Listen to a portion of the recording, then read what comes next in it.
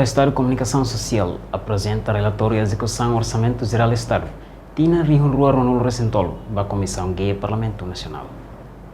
Quinta-feira, o secretário de Estado de Comunicação Social, Expedito Lorodias Ximenes, a jornalista Cira, foi em audiência da Comissão de Parlamento Nacional CATAC, execução do orçamento Tina Rihurua no Recintolo. A se fulan julho to dezembro, se coms consegue executar por cento se no Recinhat, pontualo. E hoje, a mim, se coms a to, quando vai execução do orçamento, de 2023 de fulan nem lá, se julho to 31 de dezembro de 2023, se coms o orçamento deve alocado a se coms e a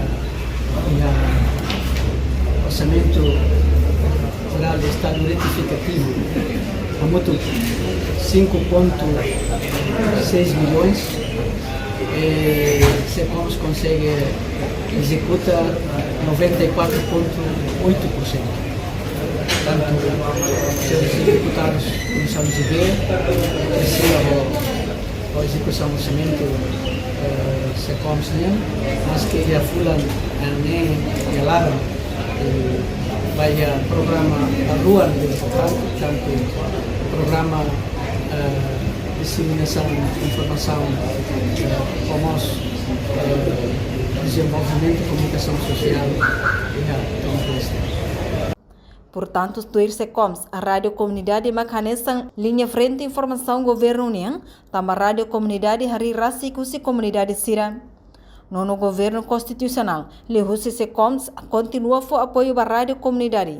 Hamutu kronulo resingualo, o total orçamento hamutu krihung atus ida dólar americano. Portanto, ia nono governo, Lehusi Secretário de Estado de Comunicação Social, se locata Rádio Comunidade FON, onde fortifica Rádio Comunidade Sira.